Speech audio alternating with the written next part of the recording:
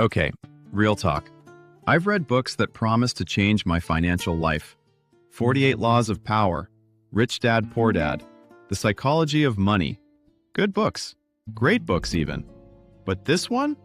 This dusty little book written in 1926, set in ancient Babylon, a city that doesn't even exist anymore. This one actually did it. The Richest Man in Babylon by George S. Clason. And before you roll your eyes and go, "Oh man, another finance book," let me stop you right there. This is not a finance book. This is a story, a collection of parables. Like if someone took the wisdom of the world's greatest investor, compressed it into ancient fables, and somehow made it more relevant in 2025 than it was 100 years ago. I finished this book at 2 a.m. sitting on my kitchen floor. Couldn't sleep. Because everything I thought I knew about money, every excuse I had about why I wasn't building wealth, just collapsed. Let's get into it. So here's where we are. Ancient Babylon, 5,000 years ago. The richest city in the entire known world. Built in the middle of a desert with no rivers, no natural resources, no geographic advantage whatsoever. Just walls. And people. And an idea. And in this city lives our main character, Arkad. The richest man in Babylon. Not a king, not a general, not someone born into money, just a regular guy who figured something out that everyone else hadn't. His childhood friends come to see him one day. They're broke, struggling, frustrated. Same city, same start, different result. They look at Arkad and they go, "Why you? Why not us? We work just as hard. We're just as smart. Why do you have everything and we have nothing?" And Arkad, instead of being defensive, smiles and says something that hit me like a truck when I read it. Because I desired wealth and made it my definite purpose. While you desired many things, comfort, pleasure, entertainment, and never decided that wealth was the one thing you truly wanted. Right there, in chapter 2 of this book. That's it. That's the entire diagnosis of why most people stay broke. Not lack of intelligence, not bad luck, not the economy, not their boss, not their parents. They never decided. They wished. They hoped. They wanted more money the same way they wanted good weather. Passively, without action, without commitment. Arkad decided at 20-something years old that he was going to become wealthy. Not hopefully wealthy, not if things work out wealthy, definitively wealthy. And then he found someone who knew how. The 7 cures, laws of wealth. Okay, this is where the book becomes a masterclass. Arkad is asked by the king of Babylon to teach his citizens how to build wealth. Because the king realized, the problem isn't that Babylon is poor. The problem is the knowledge isn't spreading. Sound familiar? So Arkad teaches what he calls the 7 cures for a lean purse. And I want to go through every single one because they are absurdly simple and absurdly powerful. Cure 1.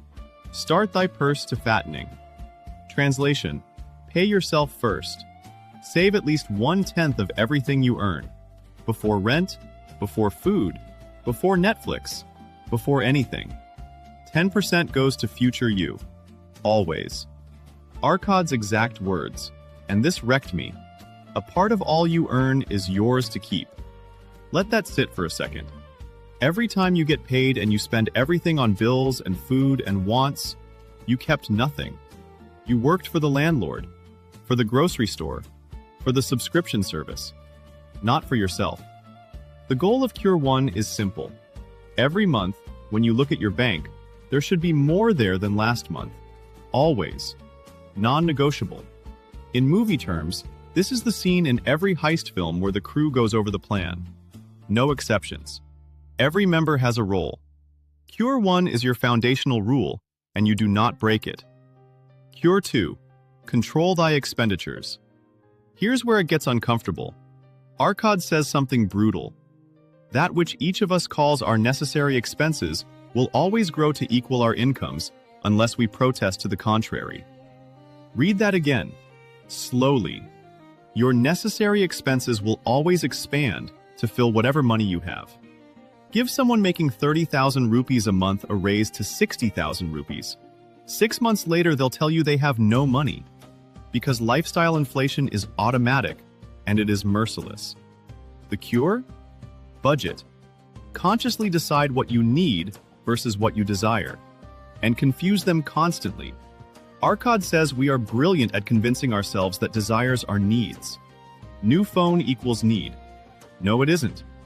New shoes equals need. Not really. Eating out every day equals need. Absolutely not. This is not about being cheap. It's about being intentional. The movie scene here? That moment in every crime drama where the protagonist has to choose between what they want and what the plan requires. Discipline over impulse. Always. Cure 3. Make thy gold multiply. This is the investing cure. Once you're saving 10%, you can't just sit on it. Money sitting still is money slowly dying. Inflation eats it alive. Arkad says, put each coin to laboring so that it may reproduce its kind even as the flocks of the field. Your money needs to work harder than you do. Compound interest, index funds, real estate, a business, something.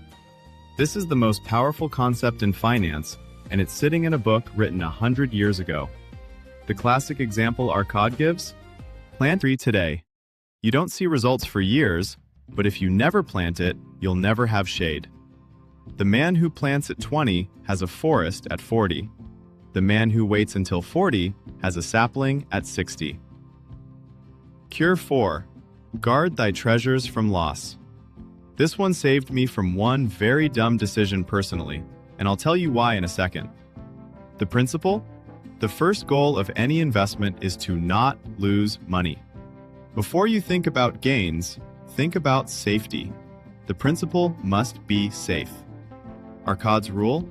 Do not be misled by thine own romantic desires to make wealth rapidly. Translation? If someone promises you insane returns, they're lying. If an opportunity sounds too good, it's a trap. The rich don't take huge, unnecessary risks. That's a movie myth. The rich protect what they have first. My dumb decision I mentioned? I almost put a significant amount of my savings into a crypto project a friend swore would 10 times in 3 months. I was about to. Then I reread this chapter the night before. I didn't do it. The project collapsed 6 weeks later. Guard thy treasure from loss. Print that out. Tape it somewhere. Cure 5. Make thy dwelling a profitable investment. Own where you live. Or at minimum, make your home a financial asset, not purely an expense. Arkad says that one of the greatest joys a man can have is knowing his family lives in a home that belongs to them. And every payment builds his stake. Every year he's not handing money to a landlord. This doesn't mean rent is always wrong. Markets are different. Life situations are different. But the philosophy is, your housing situation should be working for you, not just costing you. Cure 6. Ensure a future income. Plan for when you can't work. Retirement, insurance, emergency fund. Investments that will keep paying you when your body and mind cannot. Arkad says, provide in advance for the needs of thy growing age and the protection of thy family. This is the long game, the unsexy, non-viral, non-exciting truth of wealth building. You are planting for a season you might not fully see. Cure 7. Increase thy ability to earn. The 7th cure is the one most people sleep on. Arkad says, skill up, constantly. Never stop learning your craft. Never stop improving your value. A person who earns 50,000 rupees a month but is becoming 1% better each month will in 2 years earn something dramatically different. The money follows the person. Improve the person, improve the money. This is your main character development arc. Every movie, the hero has to grow, has to learn new skills, has to become someone worthy of what they're pursuing. You are the protagonist. Keep upgrading. Now you understand the 7 cures. Will get back to you with the second part. Stay tuned.